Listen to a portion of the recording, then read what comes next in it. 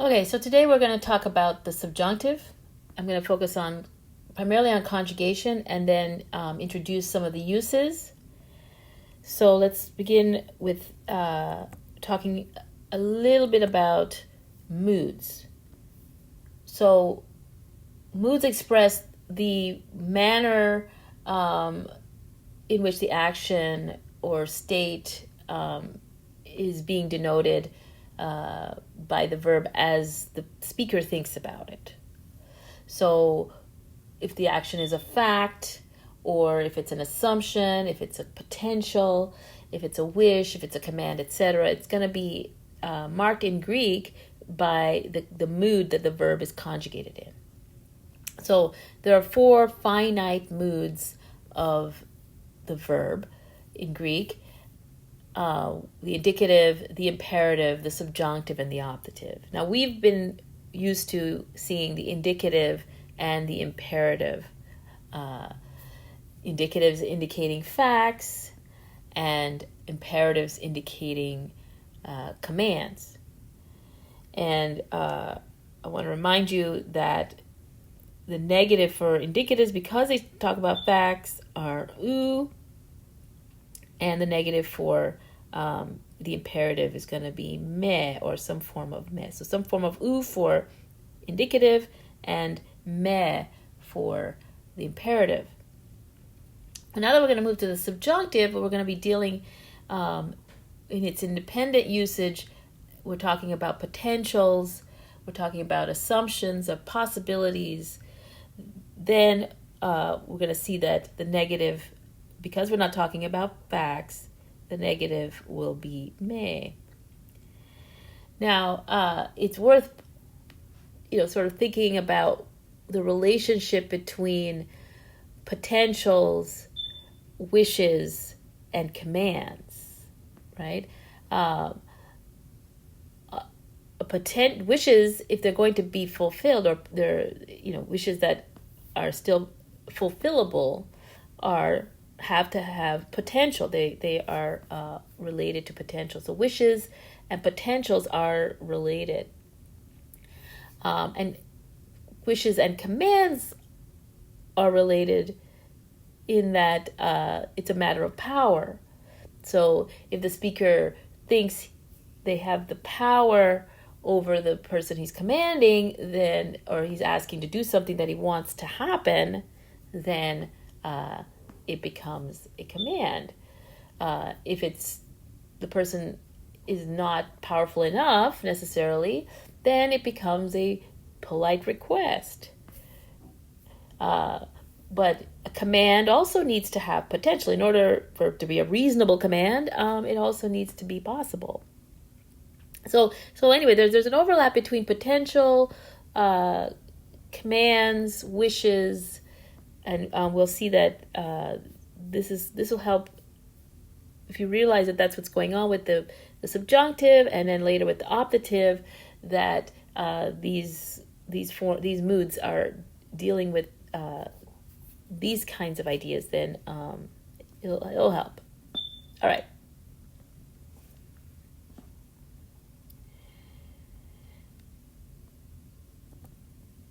So, in general, then, the subjunctive is going to express, on its own, it's going to express assumption or potential. It's going to have potential, and sometimes that potential can be in the form of polite command, etc. And we'll look at that when we talk about the usages. But as far as conjugating it's concerned, it's worth recognizing that the subjunctive is going to occur in all 3 aspectival tenses. That means the present, the aorist, and the perfect.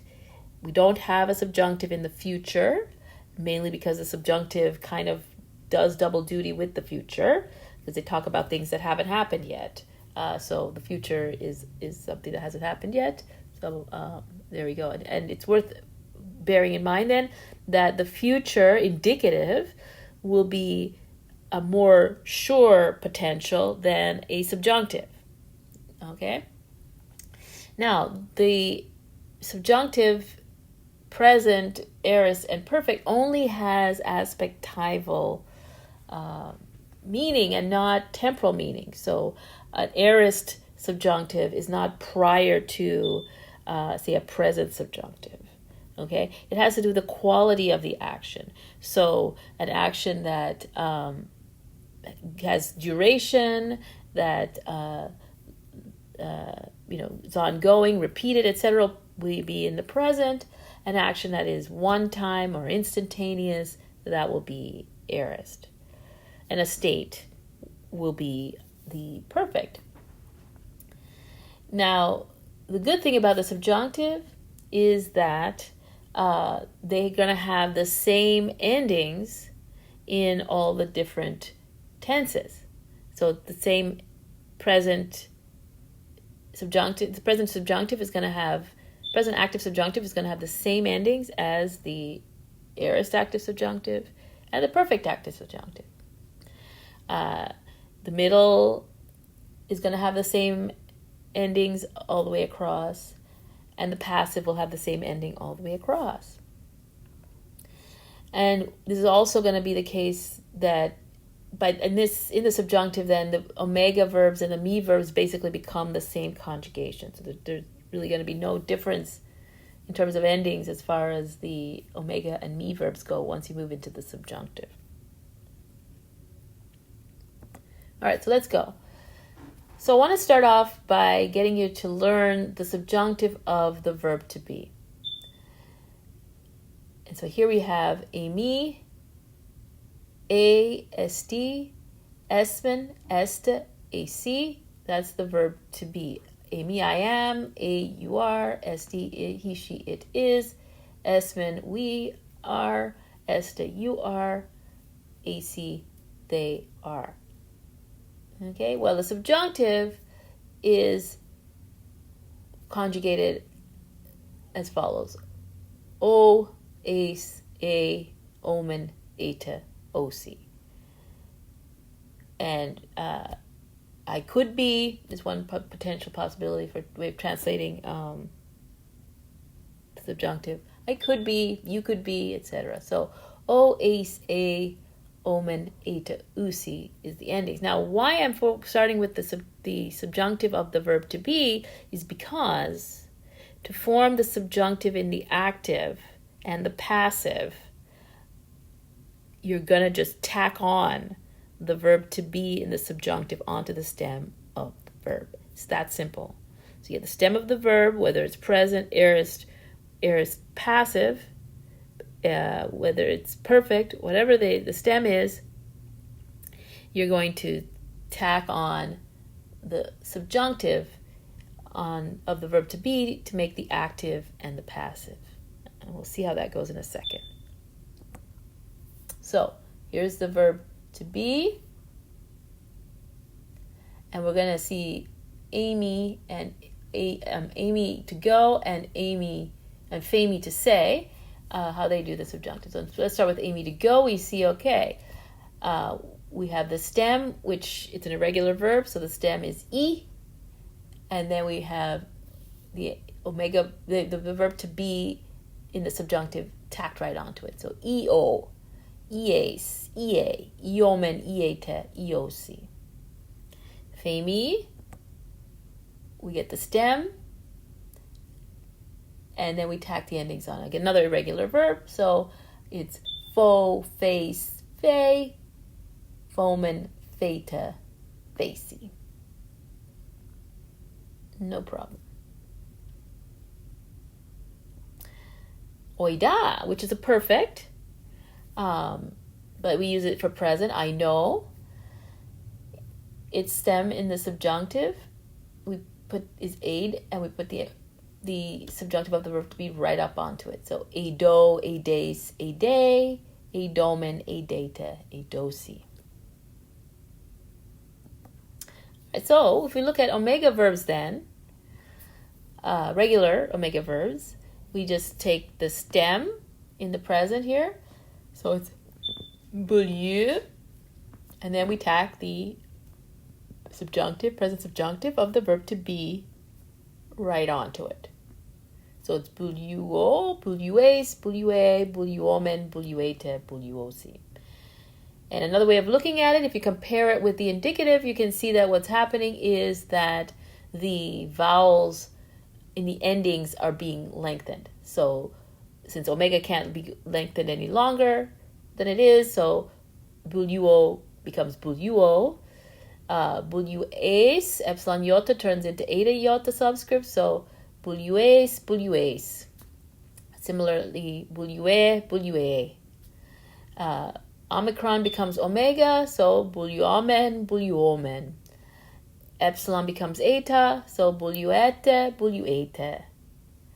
And Omicron, upsilon lengthened becomes omega, so buluusi becomes buluosi.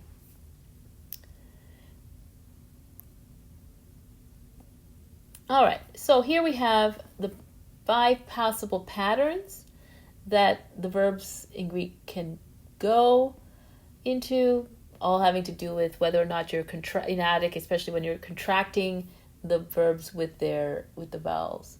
So with the first group, which is your regular omega verb with a consonant ending, you're just tacking that present subjunctive of the verb to be right up onto the stem, ag, and then you get ago, ages, age, agomen, agete, agosi.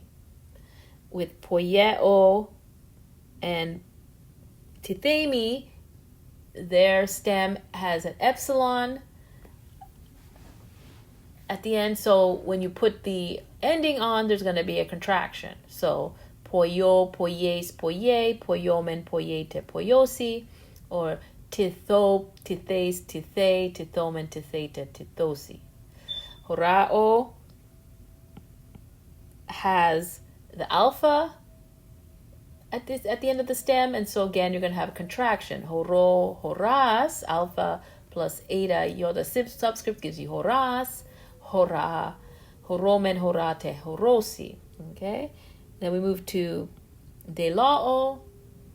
Again, same thing. Omicron is at the end of the stem, so with the omega, you're getting contraction, so delo. With eta sigma, you get delois, deloi, delomen, delote, delosi.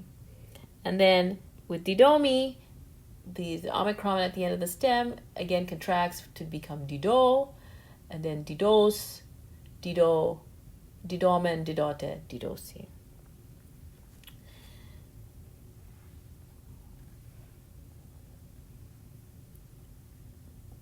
All right, but the middle passive, we're going to have the middle passive endings, of course, which is the mai, e, etai, ometha, est, the ontai endings. And here the principle of lengthening the vowel is clear, right? So the omai becomes omai, etai, etai, ometha, est, ontai, untai. And so here are examples following the 5 possible patterns. So ago, you're going to put omai, etai, ometha, est, untai. And poieo, again, poieo and the tithemi are going to have the same pattern. So it'd be tithomai is the same as poiomai, because of the epsilon. Alpha, you're going to get horomai. Delao, you're getting delomai, and didomi, you're getting didomai. Oops. All right, now what happens when we get to the aorist? With the aorist, we're going to take the aorist stem, the principal part. In the case of ago, it's agagon. And then we're going to get rid of the augment. So it's agagon. Get rid of the ending, agag. And then we have our endings. We put the verb to be and the subjunctive onto it, and we're good to go. So agago, agages, agage, agagomen, agagete, agagosi, aorist subjunctive of ago. So here are the 4 possible patterns again. So with a verb like prato that has a weak aorist, then you're just going to tack the verb to be in the subjunctive onto that stem. So praxo, praxes, praxe, praxomen, praxete, praxosi. Here the issue is that it's a strong aorist, like ago had egagon, lepo had elipon. So you're going to take the stem, lip in this case, and then you're adding the present subjunctive ending. So lipo, lipes, lipe, lipomen, lipete, liposi. Tithemi, epsilon group. So this could be poiet. Oh, well, actually poiet will be in the weak group, but the stem ends in an epsilon, and then you're going to have o, ace, a, omen, eta, oc. And didomi, the stem ends in an omicron. You're getting o, os, a, os, o, omen, ota, oc. Okay. And in the middle, you're going to put the middle endings on as you would. So, praxomai, praxe, praxetai, praxometa, praxesta, praxontai. Lipomai, lipe, lipetai, lipometa, lipesta, lipontai. Titomai, tite, titetai, titometa, titesta, titontai. Didomai, dido, didotai, didometa, didosta, didontai. Okay? And now for the passive, aorist passive system, you're going to take that aorist passive stem, ebuluethane in this case. You get rid of the ending, the personal endings, and you tack on the present subjunctive of the verb to be. So, and of course you get rid of the augment. So buluto, bulutes, bulute, bulutomen, buluteta, bulutosi. And then the Herculean 4, the haliskomai, bino, gignosko, and duo, which in the aorist behave like me verbs, passive me verbs, in fact. Here we take the stem and we tack the endings on again. So halo, that's the stem, has the omega, so it's going to be omega all the way through because the omega is going to dominate the vowels in the present subjunctive of the verb to be. So it's halo, halos, halo, halomen, halote, halosi. Bino, the stem is be, ending in a eta, and so you're going to get bo, base, be, bomen, beta, bosi. Gignosko, again, the omega is at the end of the stem, so gno, gnos, gno, gnomen, gnote, gnosi, and duo, it's upsilon, which is not a contractible vowel, so it's duo, dues, due, duomen, duote, duosi.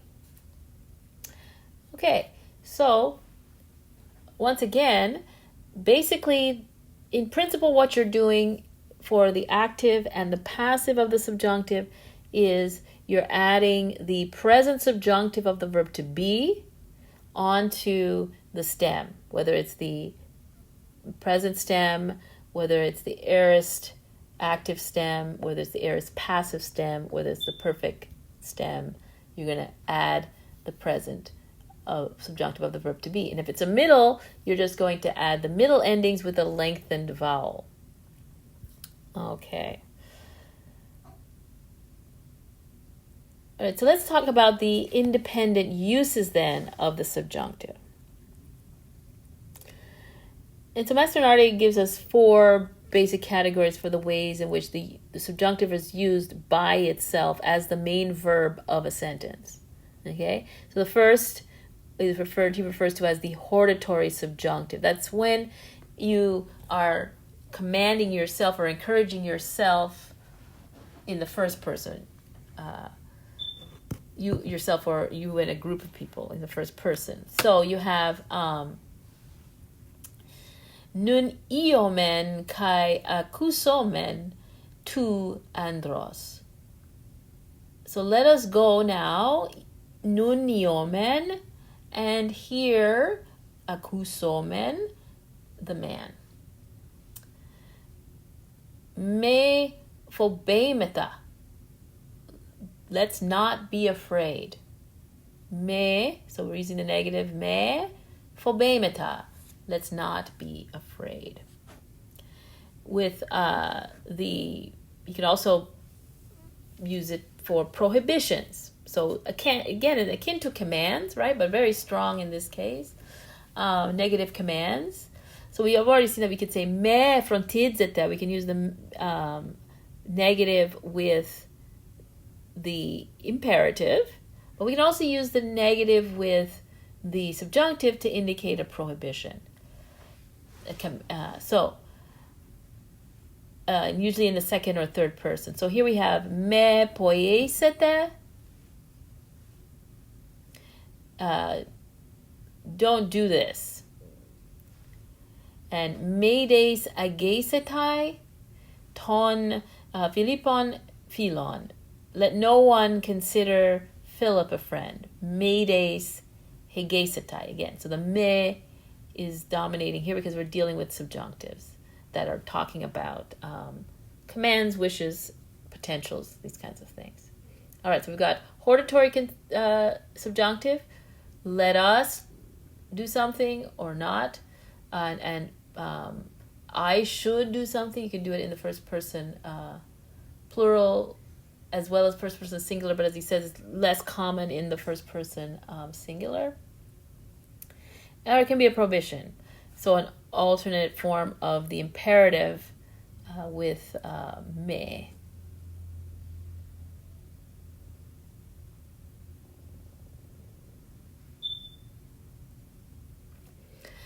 Now, the third one is the deliberative subjunctive. So the deliberative subjunctive is when you're asking questions to yourself, or you're contemplating a thing. So here, shall we speak or keep silent? So, epomen e sigomen.